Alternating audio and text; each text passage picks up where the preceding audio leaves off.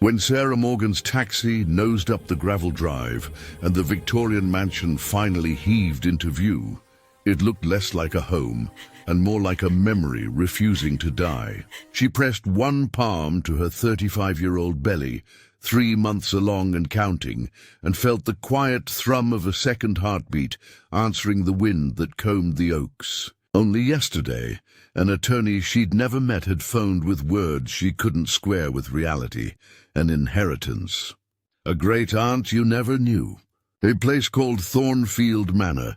Evicted, jobless, alone, she had followed the only thread left to her. The door surrendered after a quarrel with an iron key, and dust curled in the foyer like breath. White-sheeted furniture stood in ranks, ghost silhouettes waiting for orders. The plumbing coughed itself awake. The lights negotiated. Sarah walked the corridors the way people tiptoe through old churches, afraid to disturb the echoes, and found what every old house eventually offers the stubborn: a secret. The wallpaper in the foyer was wrong by a fingertip's width. She pressed and felt a latch yield, small as an intake of breath. A hidden door, barely 4 feet high, released a draft that smelled of paper, ink, and someone else's decisions. Night gathered at the windows.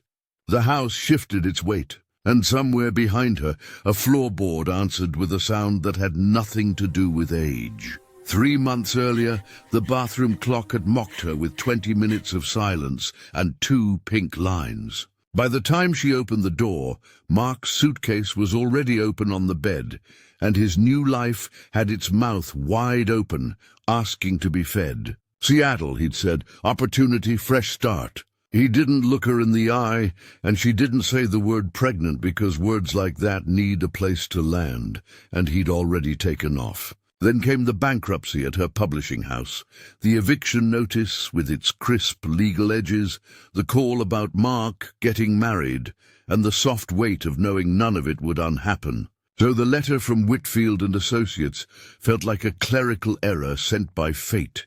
"You are the sole heir to Thornfield Manor and grounds." Now, in the manor's gloom, a sharp clang below stair made her tighten around her child. She gripped a candlestick, descended, and met Mrs. Margaret Winters, upright as a metronome.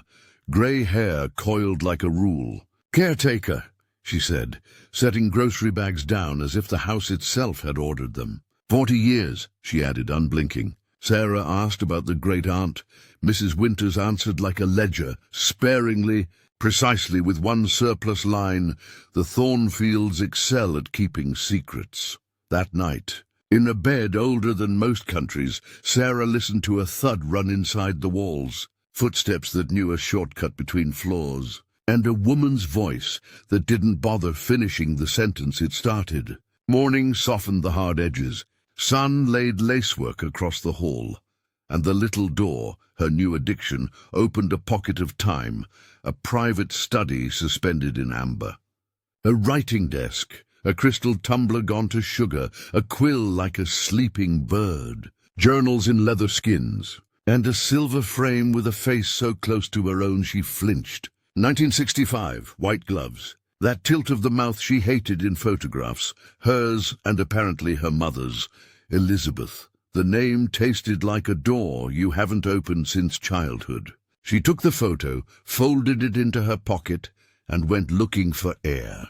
Millfield, the nearest town, offered brick storefronts, a diner, a market, and eyes that said we thought no one would ever go back up there. The grocer knew Mrs. Winters by first name and history by heart. The waitress at the diner poured coffee like an oath and lowered her voice on the word Thornfield. "Scandal," she said, "back when hair was stiff and laws were looser for the rich. A daughter named Elizabeth, a forbidden romance with a mill worker, a father who would rather burn bridges than let his heir cross them." In the bookshop, an elderly woman with eyes like ice said, "Names change. Blood doesn't." On a shelf of local history, Sarah found Thornfield frozen in a photograph, and in the caption, a roll call of people she'd already met in the present. Mrs. Winters, younger by a lifetime.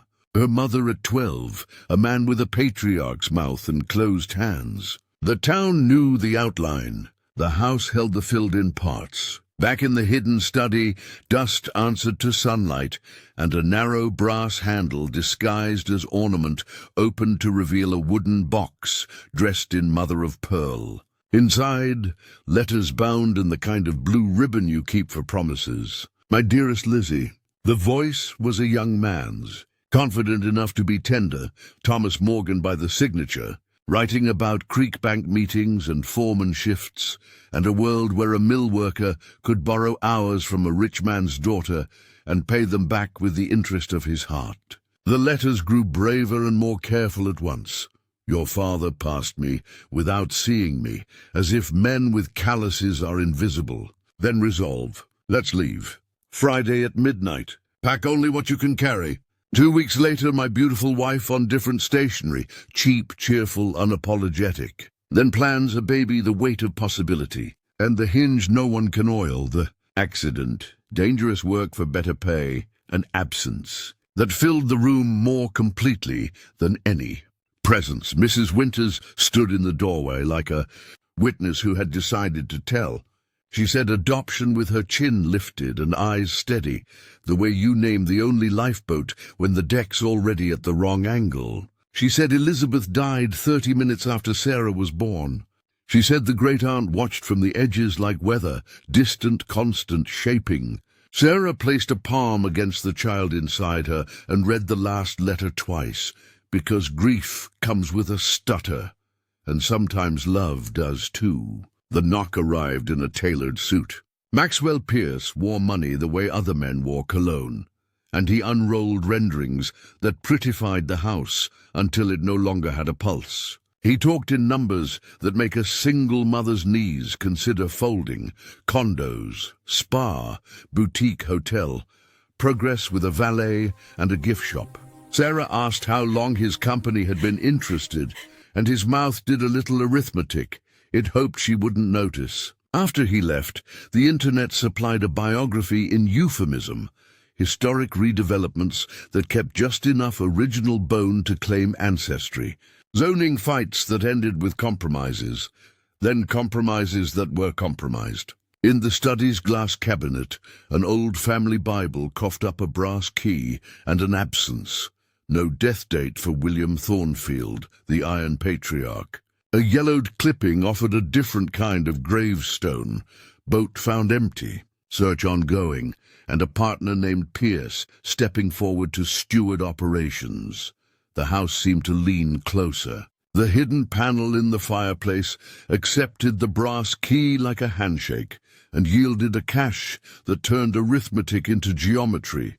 Layered accounts, trusts in Sarah's name, quiet purchases that added up to control, and a note in a precise hand, her great-aunt's, warning that the land's real value lay underfoot.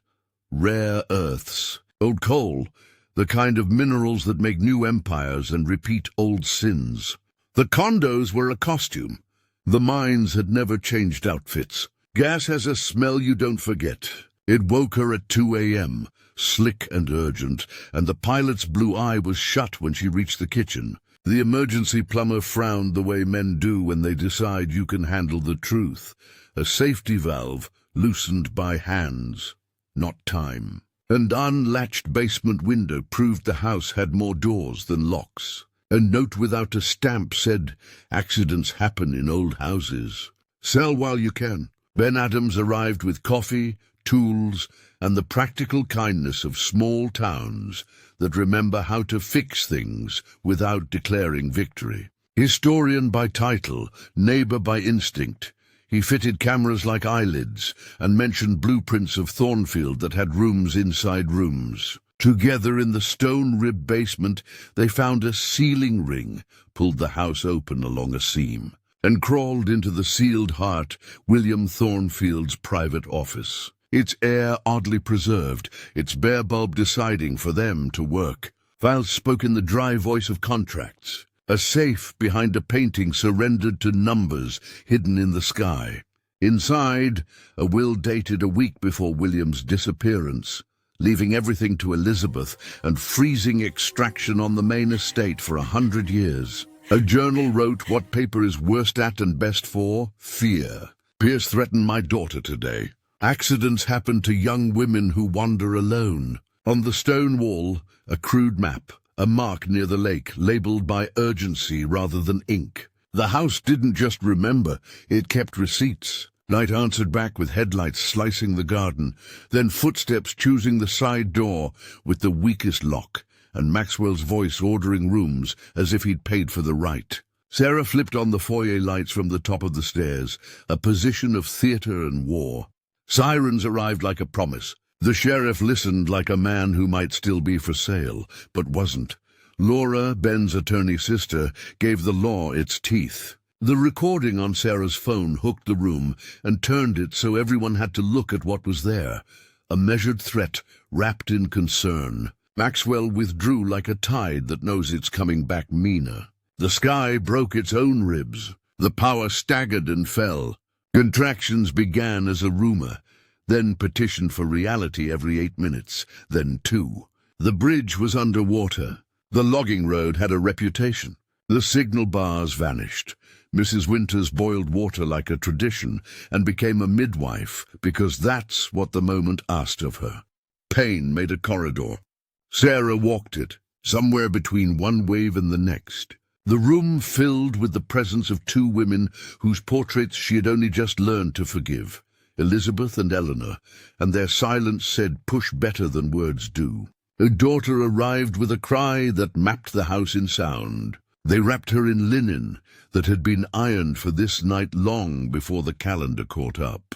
At dawn, the storm lay strewn across the grass. The sheriff mentioned Maxwell boarding a private plane, and the baby held Sarah's finger with a grip that told the future to take a number. 6 months rearranged everything. The wallpaper no longer peeled. The floors learned to sing instead of complain.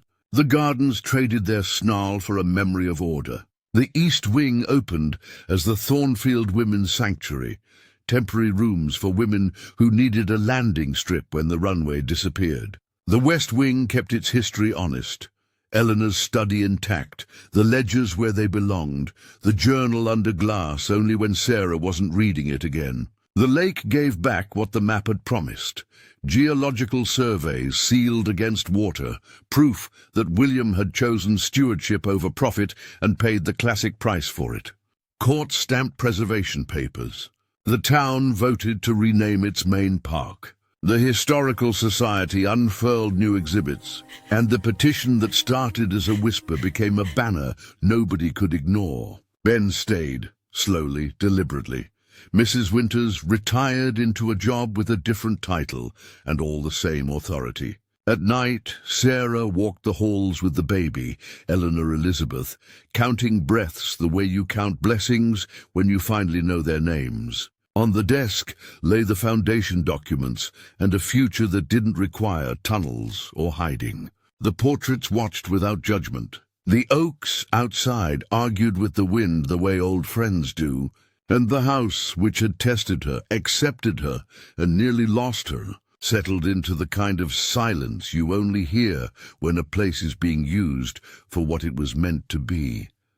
Shelter. If this story pulled you into Thornfield's halls and you want more haunting, human mysteries told like cinema for your ears, subscribe. Leave a comment with the moment you felt the house choose a side, and share this with someone who believes walls remember. New stories every week, because some secrets don't knock, they whisper.